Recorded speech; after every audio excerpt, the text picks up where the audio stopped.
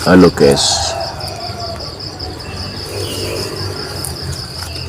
jadi ceritanya itu saya dapat kerjaan ini meratakan tanah.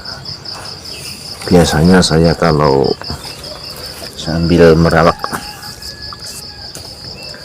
sambil beraktivitas itu mendengarkan musik, kadang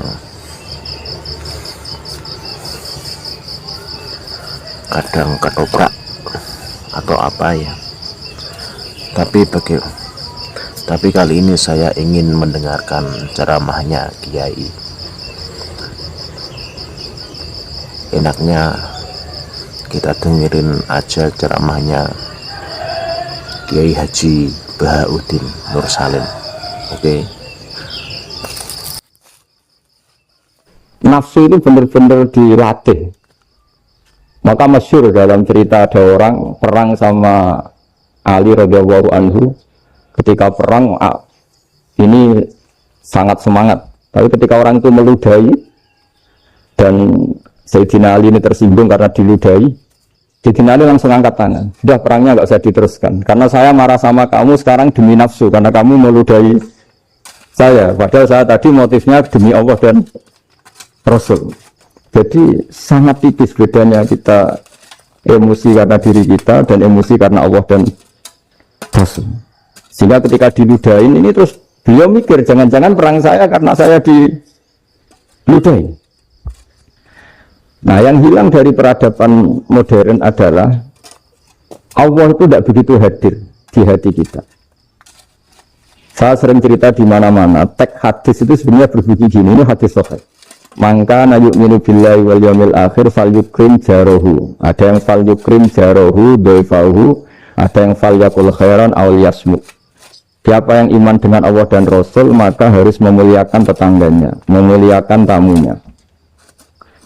Dulu itu ada seorang ulama dipanggil anak muda, dibully dari sekarang. Wahai Kiai, datang ke rumah saya. Datang Kiai itu. Setelah sampai ke rumah orang itu, silakan Kiai kembali ke rumahnya, saya tidak butuh Kiai. Kiai itu dengan riang kembali. Setelah di rumah dipanggil lagi. Pak Yai, silakan datang ke rumah saya. Datang lagi. Ya senyum-senyum, Kiainya santai. Wah, nggak jadi butuh Pak Yai, silakan kembali lagi. Sampai 3 kali. Oh, itu kalau rektor digitukan marah itu. Dosen marah. Kiainya santai. Santai, senyum-senyum, rileks. Ketika ditanya, kenapa Pak Yai tidak tersinggung? Jawabannya unik. Anak muda, saya ini senang sekali nuruti perintah Allah, disuruh menghormati tetangga. Sehingga ketika Anda manggil, ya saya datang. Ketika Anda nyuruh pulang, ya saya pulang. Saya senang sekali nyenangkan tonggo. Dan itu perintah Allah, jadi tidak ada hubungannya dengan kamu. Wah, pemudanya nangis minta dimaafin. Kalau kita kan enggak, kita ini dosen, kiai, mungkin kita dokter, mungkin kita profesor. Tapi kita ini sering didikte oleh orang bodoh. Kalau orang bodoh itu jengkel, lo kita ya jengkel. Lo kamu jengkel, dijengkelkan orang bodoh itu namanya terdikte. Itu bodoh apa pinter? Lo itu tidak pinter sama sekali. Kalau betul-betul kamu pinter, hanya bisa didikte oleh Allah Subhanahu wa ta'ala. Jadi antara hukum Allah apa? Wa ahsin man asa'a ilaika. Berbuatlah baik sama orang yang berbuat buruk sama Anda. Itu dikteannya Allah. Kalau dikteannya orang-orang bodoh, kayak dimangkel ben mangkel, terus kamu mangkel, itu bodoh apa pinter? Nah, problem kita kekinian adalah orang pinter, orang bodoh, itu bodoh-bodoh bisa didikte oleh sekelilingnya. Sekarang wataknya perumahan seperti itu, wataknya anak-anak seperti itu, kita didikte. Anak-anak jengkelin kita mangkel, berarti kita didikte oleh orang bodoh. Makanya agama itu kadang ngendikan wa ahsin man asa'a ilaika, kadang wasil man qata'aka, sambunglah orang yang memutus kamu. Karena dengan demikian kita hanya didikte oleh Allah Subhanahu wa ta'ala, bukan didikte oleh hukum sosial. Cara Jawane nak ngapiki tangga sing apik akeh tunggale.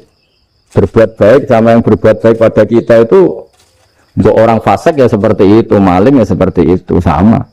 Tapi kalau berbuat baik sama orang yang berbuat jelek sama kamu itu baru luar biasa. Dan memang teksnya hadis wa ahsin man asa'a ilaika, berbuat baiklah sama orang berbuat buruk sama kamu. Jadi gak boleh orang didikte.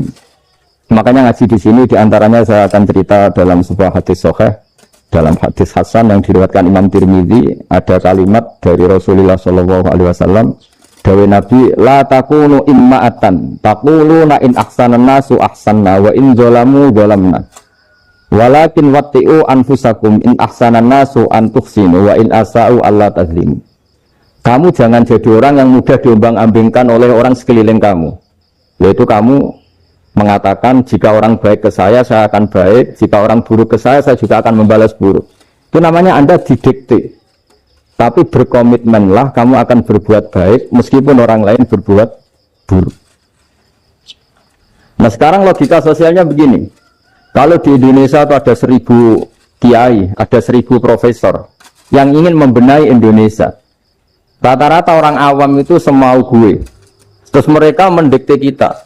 Perilakunya nggak simpatik, perilakunya jengkelin. Terus 1000 profesor ini ikut jengkel. Itu kira-kira jadi solusi apa goblok bareng? Ya? Sama 1000 kiai ini ikut jengkel. Ini jadi solusi apa goblok bareng? Goblok bareng. Nah problem sekarang kita ini biasa didikte orang bodoh. Nah makanya ciri khas orang muslim itu kata Nabi, mangkana yu'minu billahi wal yawmil akhir. Jadi baik tetangga karena perintahnya Allah dan Rasul. Pentingnya apa? Bedanya karena berbuat baik ini perintahnya Allah. Mbok tonggo apik lah kita tetap apik karena perintahnya Allah dan Rasul. Begitu juga dengan hubungan dengan istri, dengan anak. Mbok bojomu lagi cerewet lah kita tetap apik. Karena dengan cara itu kita hanya tunduk kepada Allah dan Rasul. Tapi kalau kamu istri saya kalau baik ya saya baik, kalau enggak ya enggak. Berarti Anda didikte oleh perilakunya dia. Itu latihan, ya kalau dalam bahasa pondok latihan jadi wali itu yang paling berat. Nabi itu kalau sama orang munafik itu sabarnya Masya Allah. Padahal Nabi bersa kalau orang itu orang munafik.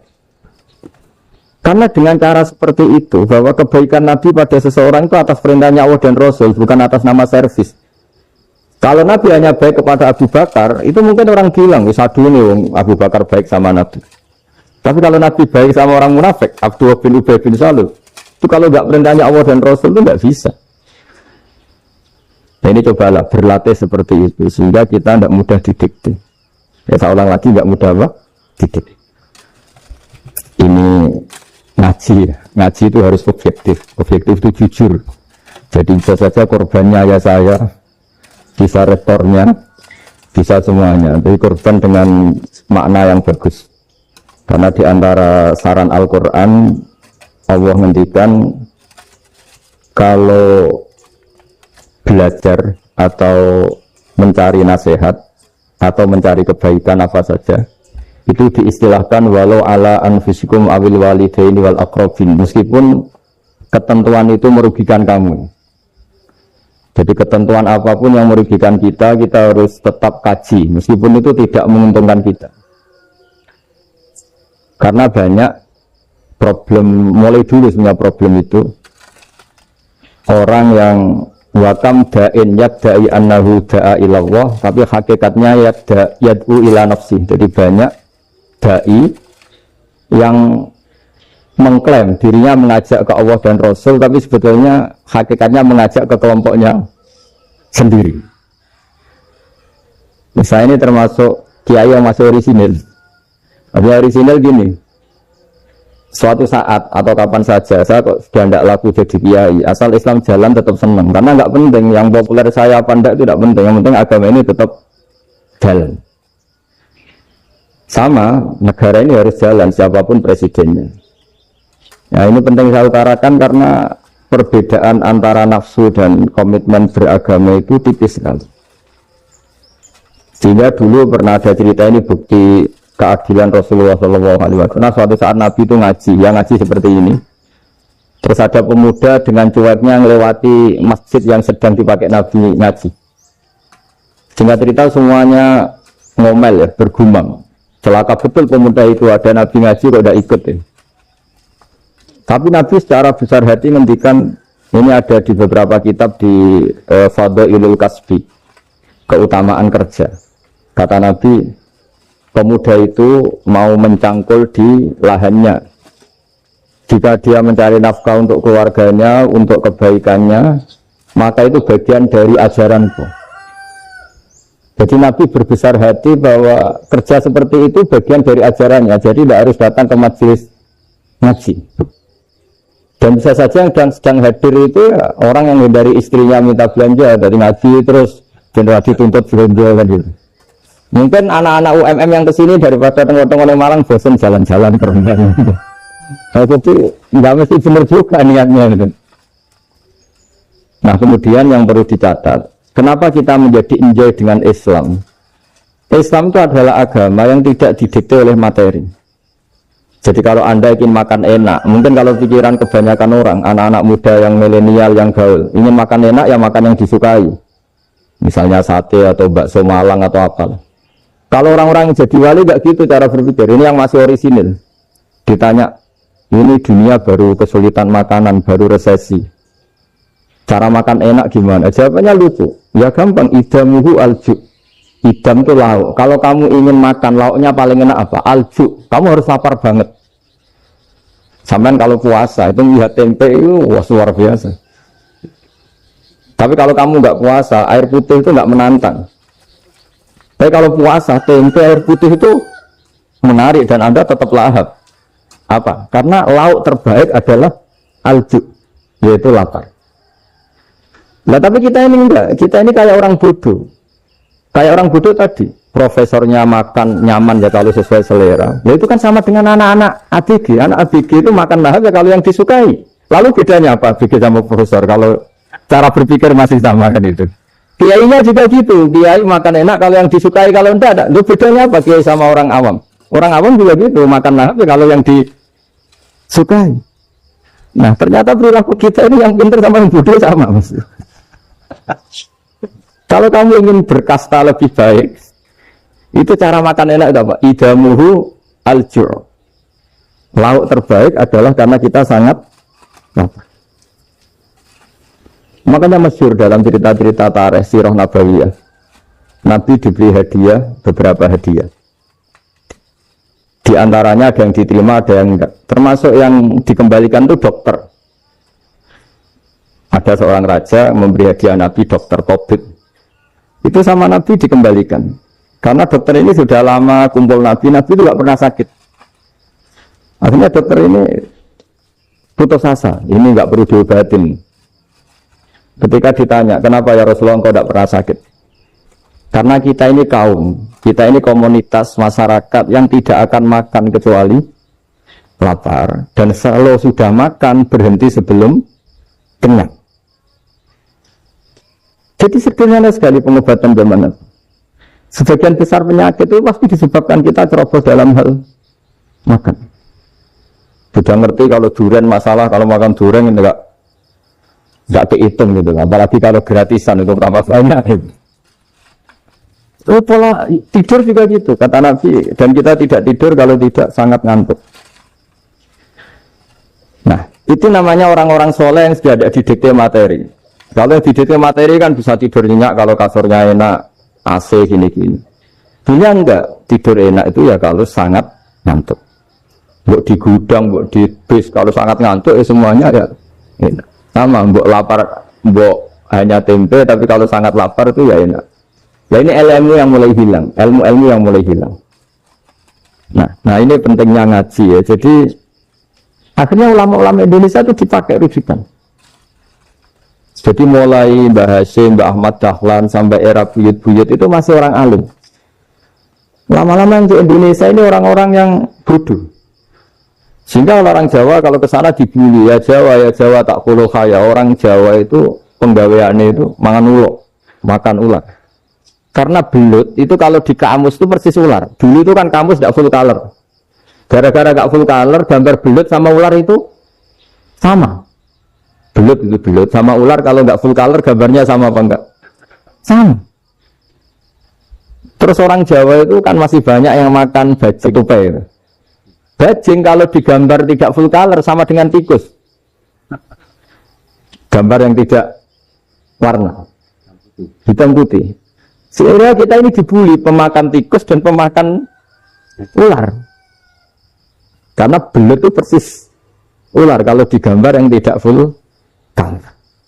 Sampai datang Syekhona Khalil, datang ulama. Ngarang kitab ya judulnya Al-Bulud. Karena nggak terima bangsanya dinyak makan apa? Ular. Terus dikarang. Wal bulud hayawanun, bakhriyun, terus ya isu fi kadza wa kadza. Itu beda dengan al-hayyah. Itu diterangkan. Mulai bisa nerima. Terus sistem hotel juga gitu. Sama tanyakan dalam sejarah dulu orang Sedayu ada namanya Syekh Mukhtar. Syekh Mukhtar bukan bikin rumah besar yang siapapun orang Indonesia haji itu nempat di sana. Nah ini yang menginspirasi akhirnya ada hotel. Dulu Syekh Mukhtar hanya menyediakan untuk hujat-hujat Indonesia. Lama-lama jadi hotel. Cara ibadah juga gitu. Kita ini kan, saya ini punya bapak kiai, mbah kiai, punya guru yang sangat alim ya seorang kiai Memun. Itu dulu kita pengkaji ilmu itu tidak pernah tahu bedanya NU dan Muhammadiyah. Karena dulu Mbah Darwis itu di Dahlan itu dulu ngajinya bersama Mbah Hasim ketika di Indonesia yang ngaji Mbah Soleh Darat. Mbah Soleh Darat itu dulu ngajinya sama buyut saya ke-6 namanya Mbah Soleh Asnawi di Kudus. Mbah Soleh Darat itu dulu alim-alimnya orang Jawa ya Mbah Soleh Darat, Soleh bin Umar. Tempatnya di Semarang, jadi beliau itu sebenarnya orang Jepara yang dekat Kudus. Setelah di Mekah, Mbah Hasyim ini mondoknya mulazimnya ke Syekh Mahfud Termas. Tapi sesekali ke Syekh Khotib Minangkabau. Nah yang Mbah Ahmad Dahlan lebih sering ke Syekh Khotib Minangkabau, sesekali ke Mbah Mahfud.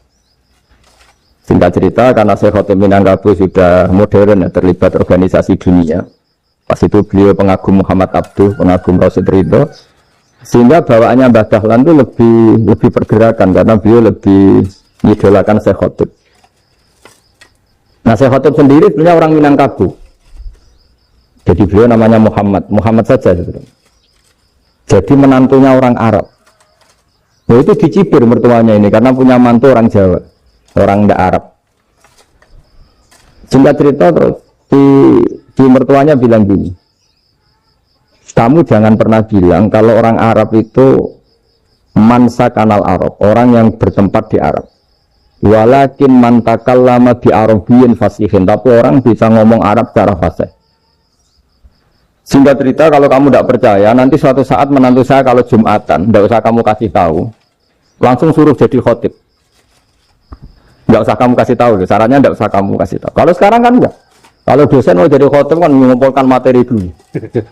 Lucunya di antara materinya itu dari TV. Makanya jadi ribet kan khutbah sekarang. Kalau musim corona ya akan ngomong corona, musim apa yang ngomong apa. Jadi lagi-lagi didikte oleh media. Sebenarnya kalau ngomong kan sesuai kebutuhan umat, ini obatnya apa. Tapi enggak sesuai trending topik, itu kan kayak anak-anak gaul. Ya ini dokter kok gitu kan aneh. Singkat cerita si khotib ini enggak dikasih tahu, Syekh Muhammad tadi enggak dikasih tahu, langsung disuruh khutbah. Fatakallama bikalamin fasihin. Dia ngomong fasih sekali. Bahkan ngalah-ngalahi fasihnya orang Arab asli. Semenjak itu beliau dapat gelar Al-Khotib, orang yang cakap berpidato berkhutbah. Ya terus dia Syekh Khotib Al-Minangkabau. Jadi orang Indonesia itu luar biasa. Dulu yang namanya orang Indonesia di Arab Saudi itu dihormati sekali karena yang ke sana itu pasti ulama. Sudah alim di Indonesia ke sana, termasuk Mbah Ahmad Dahlan, Mbah Hasyim dulu karena sama-sama muridnya Mbah Soleh Darat. Lama-lama yang ke sana itu TKI-TKW itu ya mulai agak dibully. Dulu Syekh Nawawi di antara ijtihad yang dihormati itu beliau mengkritik nyuwun sewu orang yang kan orang biasanya normalnya kan muji orang mati syahid. Hebat orang mati syahid itu hebat gini. Oke, kita sepakat orang mati syahid itu hebat. Tapi kata Imam Nawawi dengan syarat niatnya itu li'ila'i kalimatillah dan itu bawaan takdir. Seorang lagi itu bawaan takdir, harus mati di medan perang. Tapi tidak boleh seseorang ini niat perang tapi niatnya supaya syahid. Karena kalau begitu berarti dia berniat supaya menjadi maktulal kafir, orang yang dibunuh orang kafir. Kedua, dengan dia mati berarti pasukan Islam berkurang. Berarti dia ingin pasukan berkurang, hanya ambisinya dia ingin langsung ke surga. Misalnya pasukan orang Islam itu 10, orang kafir 10. Kalau kamu ingin syahid berarti mati 1 kan, tinggal 9 kan. Nah kalau yang seperti itu 10 kan mati semua. Gara-gara ingin syahid, akhirnya perang rapati tenanan, benang mati, benang lebu. Kata Senawawi, ya enggak. Kalau kamu perang sama orang kafir, ya niat menang. Dengan niat menang ini, kamu ingin li'ilai kalimatillah. Tapi kalau kamu ingin syahid, berarti kamu menuruti keinginan nafsu kamu yang cepat masuk surga. Itu orang Arab kagumnya bukan main. Karena di mana-mana orang itu dinilai dari niatnya. Paham ini ya? Tapi perang loh ya, dalam kondisi perang, bukan teroris. Perang itu artinya orang kafir yang ingin bunuh kita, itu perang namanya apa? Perang. Dulu orang cerita syahid itu hanya pokoknya syahid itu hebat, pokoknya syahid itu hebat. Syahid di medan perang itu hebat, pokoknya syahid di medan perang hebat. Tapi ketika Senawawi memberi penjelasan ilmiah, jika kamu perang ingin cepat mati, ingin cepat syahid, artinya ini untuk pemenuhan diri kamu, karena kamu bayangkan langsung masuk surga. Kamu lupa bahwa dengan kamu dibunuh, kekuatan Islam berkurang. Akhirnya beliau memberi penjelasan. Syahid itu bagus, itu sebagai takdir. Hanya takdir itu kita perang yang ingin menang, tapi takdirnya mati. Jangan dibalik. Oleh perang rapati tenanan, benang mati, nang lebu. Itu yang pertama, terus ulama yang pertama memberi penjelasan itu Syekh Nawawi. Akhirnya melahirkan kekaguman yang luar biasa dengan tafsir Munirnya ini. Terus beliau itu orang yang riwayat kalau menjelaskan ilmu. Beliau juga guru-gurunya Mbah Hasyim, Mbah Guru sama Mbah Hasyim sama Mbah Ahmad Dahlan Syekh Nawawi. Jadi dulu yang alim di Arab itu ada Syekh Nawawi, ada Syekh Khotob Minangkabau, ada Syekh Bakir Jogja, ada Syekh Mahfud Termas. Itu orang Indonesia banyak sekali yang alim. Bahkan diantaranya yang dikagumi Al-Azhar itu juga orang Indonesia, nama Syekh Abdul Manan, itu mbahnya Syekh Mahfud Termas. Itu pertama ada duta besar Indonesia di Mesir, itu termasuk barokahnya Mbak Abdul Manan tadi, itu juga orang Indonesia. Jadi pemahaman ulama Indonesia itu khas, termasuk ketika memaknai apa? Syahid. Ketika memaknai apa? Syahid. Itu unik. Ketika Senawawi diuji dulu itu yang namanya ulama diuji dulu oleh 100 ulama. Jadi dulu ada kompetisi. Imam Bukhari diakui jadi ahli hadis itu diuji oleh mi'atu muhaddisin, 100 orang ahli hadis. Sanad dibolak-balik, matanya dibolak-balik, tapi beliau tetap bisa mengembalikan proporsi sanad itu. Senawawi pernah diuji gini. Ayul afdol al ulama awis salatin. Keren mana ulama sama raja atau sama orang-orang kaya, sama penguasa? Ya keren ulama. Dibully sama orang. Tapi setahu saya banyak ulama yang antri di rumahnya raja. Tapi saya tidak tahu melihat raja antri di rumahnya ulama. Dan kebanyakan kan mungkin ustadz atau kiai yang antri ngajukan proposal kan. Kan enggak. Nah kalau raja kan enggak pati itu. Malah enggak usah antri. Kiainya sudah nyambut sebelum itu. Jawabannya lucu Senawawi itu. Dan yang tanya itu langsung diem. Ya karena ulama itu tahu fungsinya uang, sehingga cara nyari sampai seperti itu. Sementara raja-raja itu tidak tahu fungsinya ilmu, makanya tidak pernah sowan ulama. Sehingga, jadi ya dianggap enteng saja. Ulama kan tahu fungsinya uang, tahu untuk pondok, tahu masjid. Sementara raja tidak tahu fungsinya ilmu. Jadi itu khas Jawa ya. Khas Jawa, khas Indonesia. Apa-apa yang menurut orang banyak dengan tanda kutip itu buruk atau baik, itu orang Jawa menafsirkan itu gampang saja. Sehingga semenjak itu Jawa itu dipandang betul. Saya punya kitab namanya Qadayal Haji wal Umroh. Itu terbitan Hayatul Ulya Arab Saudi, milik Wahabi. Itu diantara fatwa yang dipakai untuk solusi muskilatul haji, problem-problem haji kekinian. Itu fatwanya syekh yang dari Indonesia, termasuk Syekh Khotob Minangkabau, Syekh Nawawi Banten, Syekh Bakir Nur Jogja. Misalnya begini, dalam fatwa-fatwa yang menyulitkan kita ya, sampai sekarang jadi perdebatan. Ketika sofa dan marwah itu dengan batas tertentu, saya ulang lagi dengan batas tertentu, mau tidak mau atas nama kebutuhan, itu kan butuh perluasan. Karena kalau naik turun itu mudah disepakati ulama. Jadi misalnya gini ya, saya punya tanah seluas ini. Pasti orang yang akan mengatakan sampai bawah ya tanah saya, sampai atas tanah saya. Itu mujma' alaih, itu disepakati. Sehingga Nabi ngendikan al-Ka'bah min tuhumil ardi ilas sama Ka'batun. Ka'bah sampai ujung bumi sampai ke aras semuanya Ka'bah. Sehingga ada perdebatan ulama ketika Masjid Haram di tingkat, kemudian yang di atas sholat. Tetap dia menghadap Ka'bah. Tidak harus dulu melihat di bawah, enggak. Karena Ka'bah sampai langit. Sama, tanah Anda kamu tingkat sampai 10, enggak ada tetangga protes. Karena bawah sampai atas tanah Anda. Tapi kalau diperluas, tanah Anda kamu luaskan setengah meter saja atau 3 cm saja, iso geger mbek tonggo. Karena di mana-mana batas itu ya tadi. Kalau atas bawah miliknya, kalau samping enggak. Pertanyaannya, perluasan Mina itu ke samping. Perluasannya Matof yang Mas'ah itu juga ke samping. Geger kan ulama dunia. Bagaimana hukumnya Mina Jadid? Mina yang diperbarui atau Mina yang diperluas. Itu diantara rujukan baik yang membolehkan maupun yang menentang. Itu ya Syekh Indonesia. Itu orisinal tuh. Saya punya kitab orisinal terbitan Hayatul Ulya, kira-kira ya kemenaknya Arab Saudi kalau di Indonesia itu. Itu yang dirujuk Dawe Syekh Nawawi, Dawe Syekh Khatib Minangkab. Karena apa? Ada logika khas Jawa. Misalnya begini. Meskipun saya tidak perlu fatwa Mina Jadid sah apa enggak, memang jadi perkhilafan ulama. Misalnya kampung ini dinamai Mina. Pertanyaannya gini, tanah yang di samping ini bisa milik Anda apa enggak? Ya bisa selalu dibeli atau dihibahkan. Berarti tanah di samping Anda menjadi milik Anda karena ada proses pengambil alian lewat beli maupun hibah. Nah masalahnya ini negara itu berhak menganeksasi atau memasukkan ini sebagai Mina. Itu ulama Jawa kalau ditanya, alasannya apa? Fa'innal muttasila bisyai' hukmu dzalika syai'.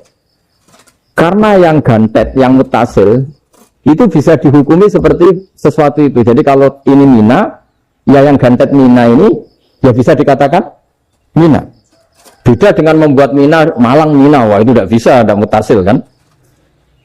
Itu enteng sekali ulama Jawa. Satu ya tentu karena kebutuhan, tapi asal masih al-muttasilu bihi, yang masih tanah yang masih mutasil. Nah, ketika perluasan mas'ah antara sofa dan marwah kan misalnya ini batas luasnya sofa, ini batas luasnya marwah. Lalu atas nama kebutuhan, sofa marwah itu sampai sini. Sampai agak meluas ke sini. Itu geger Arab Saudi. Wah, ini gimana? Padahal tawaf itu harus antara gunung Sofa dan gunung Marwah.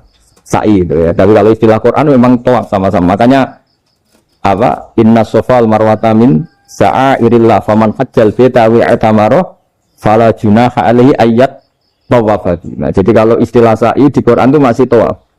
Karena harus ada, kalau bisa lah, bukan harus. Kalau bisa memang harus ada unsur muternya.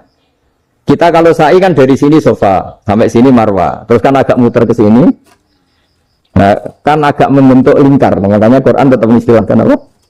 Tawaf. Jadi bukan sini ke sini, terus sini ke sini kan enggak, tapi sini sampai sini, terus muter kan, terus sini. Jadi antara setar dan selama ini prakteknya kan gitu ya. Sofa ngambil sini, terus ke sini, terus agak muter. Ya karena ada unsur agak muter ini, terus orang menyebut apa? Tawaf. Tapi itu bukan syarat sah, ini cerita ideal. Saya ulang lagi ya. Gunung Sofa itu puncaknya atau pucuknya kalau dalam bahasa Jawa itu hanya segini, ini sampai sini. Nah, kelompok Islam yang fikih keras nggak boleh diperluas karena Allah memilih tempat ini itu spesial, jadi nggak boleh ke yang lain. Tapi ketika kebutuhan mendesak, mau tidak mau harus diperluas. Itu jawabnya Kiai Jawa lucu. Gunung sing ketok iku sing dhuwure tok. Sikilane luwih ombo. Berarti karena kan gunung kan bentuknya gini. Nah, sofa yang kecil itu yang atasnya, tapi sikilannya sini kakinya lebih luas. Jadi boleh perluasan asal tidak melebihi kakinya. Ya dihitung ya lebih luas. Jadi Kiai Jawa itu Kayak wong delok gunung Penanggungan, kayak gunung Arjuna. Di mana-mana puncak gunung itu lebih kecil timbang kakinya. Artinya diperluas ini bukan berarti tidak di sofa dan tidak di itu khas Jawa. Jadi jangan kira orang Jawa itu udah hebat-hebat sekali. Termasuk perkembangan hotel di Arab Saudi. Itu dulu sebelum ada hotel. Buyut saya kelima atau keenam dulu haji, namanya Badur Rahman. Itu kalau mau ingin menghindari terik matahari itu masuk gua. Itu masuk gua itu hanya separuh badan, kakinya di luar. Jadi jangan bayangkan kalau gua di Indonesia kayak gua Akbar di Tuban orang bisa masuk jalan-jalan, enggak. Gua di Arab tuh kayak cepitan batu, tidak sampai masuk. Sehingga kepalanya dimasukkan, kakinya masih kena matahari. Saking panasnya Arab Saudi. Sehingga dalam bayangan hijrah ketika Nabi bersembunyi di gua Sur, itu kata Abu Bakar, kalau orang kafir melihat kakinya pasti melihat kita karena nggak bisa masuk penuh. Jadi orang itu mau dempes tok. Sehingga ya kira-kira luasnya gua paling segini. Makanya bienanya kiai-kiai itu untung nggak kayak gua Indonesia. Kalau kayak gua Indonesia laba-labanya capek karena luas kan. Jadi jangan bayangkan gua Arab tuh kayak gua Indonesia. Makanya bayangannya andai kan orang tuh melihat ke bawah pasti melihat kita karena orangnya nggak bisa masuk penuh, nggak bisa masuk 100%. Ya kayak cepitan batu lah mirip. Itu kan mirip Gunung Uhud. Gunung Uhud kata Rasulullah nanti kalau kamu perang itu di atas, menang atau kalah di atas. Musuh biar di bawah. Dengan di atas kamu bisa mana? Jangan bayangkan kayak Gunung Merapi, kayak Gunung Penanggungan. Nah kalau Gunung Penanggungan mana ke bawah yang layang kan? Jadi gunung di Arab itu kayak bukit. Ya sampean pernah kan ke Uhud itu ya sama ini aja tinggi ini kan? Nah ini yang mulai ada mis. Makanya terjemah itu susah di Indonesia. Karena jabal itu udah harus tinggi. Kalau tinggi nggak bisa mana dari atas ke bawah kan nggak ngefek kan? Sampai kalau ke Uhud gunungnya pendek sekali sehingga yang mana dari atas ke bawah ya kalau kena musuh ya celaka karena memang dekat. Nah kalau gunung Indonesia mana dari atas ke bawah yang layang nggak ngefek. Nah itu susahnya nerjemah bahasa Arab ke kita. Jadi transkrip itu nggak gampang karena ada pengertian yang beda. Kita kalau bilang gunung itu tinggi sekali. Sampai banyak mahasiswa tersesat ya saking tingginya. Kalau orang naik Uhud nggak akan tersesat, wong ketok dari bawah itu. Nggak mau cerita. Kata Mbah Mun sering cerita. Kenapa wa ma arsalnaka illa rahmatal lil alamin, kata Mbah Mun. Allah itu pasti bikin ulama yang tidak produk Arab itu pasti ada. Kalau orang Arab jadi ulama wajar, bahasanya Arab, domisilinya di Arab. Tapi Allah akan selalu bikin ulama yang tidak bangsa Arab.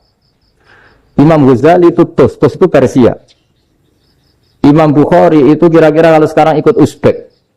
Ya, Imam Bukhari itu kalau negara sekarang ikut mana? Uzbek. Kenapa demikian kata Mbah Mun? Karena Allah sudah ngendikan wa ma arsalnaka illa kafatan linnas. Manusia semua ini kena khitabnya Islam. Kalau tidak ada ulama yang dari berbagai negara, kesannya Islam itu hanya milik orang Arab Saudi. Makanya Allah selalu bikin ulama-ulama yang bahkan tidak Arab. Termasuk Imamul Muhaddisin, yaitu Imam Bukhari, itu orang Uzbek. Orang Rusia lah kalau sekarang ikut Uni Soviet dulu. Imam Ghazali itu orang Persia. Syekh Nawawi itu orang Banten. Karena Allah ingin memaklumatkan bahwa Islam ini untuk semua, sehingga orang yang tidak Arab pun bisa belajar Islam. Yang alimnya itu nggak kalah sama orang apa? Arab. Makanya ini PR ya. Kalau Gustav Ploso nanti ngendikan suatu saat orang belajar Islam itu bahkan orang Arab pun bisa belajar ke Indonesia. Kalau orang Indonesia bisa alim betul kayak dulu. Sekarang banyak liga antar ulama. Itu orang Indonesia pasti masuk. Ulama-ulama top dunia itu pasti orang Indonesia banyak yang masuk. Karena tadi ketika orang Indonesia baca kitab, itu orang Arab itu kagum, kok bisa tidak bahasanya baca secara benar. Bukan sekedar bisa baca secara benar. Karena memang dilatih sedemikian rupa di pondok-pondok. Makanya kita semua lah, yang alim di Indonesia itu kemana-mana ya pasti alim. Dulu putra Mbah Mun namanya Gus Zofur itu tahun pertama ya sudah the best di tahun pertama. Kalau tahun pertama the best-nya ilmunya bawaan dari sarang, dari keluarganya. Gus Najib mondok di Said Muhammad tahun pertama sudah dipuji sebagai yang teralim karena ya sanggup. Kalau dipujinya tahun ketiga, tahun keempat kan mungkin dapat dari sana. Ini tahun pertama. Seolah lagi tahun. Karena pengajaran di Indonesia itu luar biasa di pondok-pondok. Makanya kalau dalam anekdot pondok itu cerita-cerita lucu itu. Ada orang Jakarta ngaji, setelah di kelas itu pelengahan terus. Melihat jendela, lihat pintu terus. Lama-lama gurunya marah. Kamu diajarin kok enggak punya sopan. Melihat pintu terus enggak memperhatikan guru. Anak Betawinya jamnya lucu. Habis Pak Guru bohong. Kenapa ya? Kamu Pak Guru bilang Ja'a Zaidun, Zaid datang. Tak lihat enggak ada yang datang. Saya itu contoh nasab kan ro'a itu Zaidan. Saya melihat Zaid. Saya enggak melihat Zaid. Contoh ketiga yang jer kan maror itu Zaidin. Saya berjalan ketemu Zaid. Pak Guru diam di situ enggak jalan-jalan. Jadi saking detailnya Indonesia dia cari. Kalau rofa Ja'a Zaidun. Kalau nasab ro'a itu Zaidan, kalau jar marortu bizaidin. Nah si murid Betawi ini karena pertama sekolah, ngiranya gurunya itu cerita, Zaid datang. Makanya dia lihat pintu terus, mana katanya datang kok enggak datang-datang. Nah dengan latihan seperti itu, kemungkinan orang Indonesia salah itu kecil, karena memang dilatih betul. Saya ulang lagi, karena memang dilatih betul. Sehingga ketika orang Indonesia ini yang cerita seorang wartawan, ini kisah nyata. Kali ini tidak anekdot, kisah nyata. Ada wartawan internasional meliput Ramlah itu di Gaza, di Palestina. Wartawan Indonesia ini hanya bisa bahasa Inggris. Dijak ngomong bahasa Arab. Terus dia bilang saya tidak bisa. Saya tidak bisa, saya bisanya ngomong Inggris. Tapi apa yang terjadi setelah sholat? Si Indonesia ini jadi imam pakai sholat jariah lagi. Baca bismillah benar, bismillahi jar karena mudhof ilaih. Terus ketika iktidal ya benar, Rabbana lakal hamdu mil'us samawati wa mil'ul ardi benar. Ketika tahiyat ya benar, at-tahiyatul mubarakatuh sholawat. Sama orang Arab ini diagumi. Orang Arab kalau senang orang itu dicium. Kamu tawaduk, sebenarnya kamu itu ahli bahasa Arab. Karena orang Indonesia sekali sholat, itu nggak ada yang salah. Meskipun benarnya karena hafalan, tapi bagi yang ahli nahwu, itu hebat. Misalnya kita kalau menghafalkan kan, Bismillahi, Bismi jar karena ba, Allah jar karena mudhof ilaih, Ar-Rahmani jar karena sifat, Ar-Rahimi karena sifat, Alhamdu rofa karena mubtada, Lillahi jar karena ada huruf jarli, Robbi jar karena sifat. Sebetulnya tidak karena pinter, tapi karena hafalan. Tapi orang Indonesia hebatnya itu benar terus. Rabbana lakal hamdu, ya kan? Alhamdu rofa, terus mil'us samawati ya rofa karena sifat. Sehingga terus orang Indonesia kalau sholat di Timur Tengah itu dipuji karena makhrajnya ya benar, rofa nasabnya juga benar.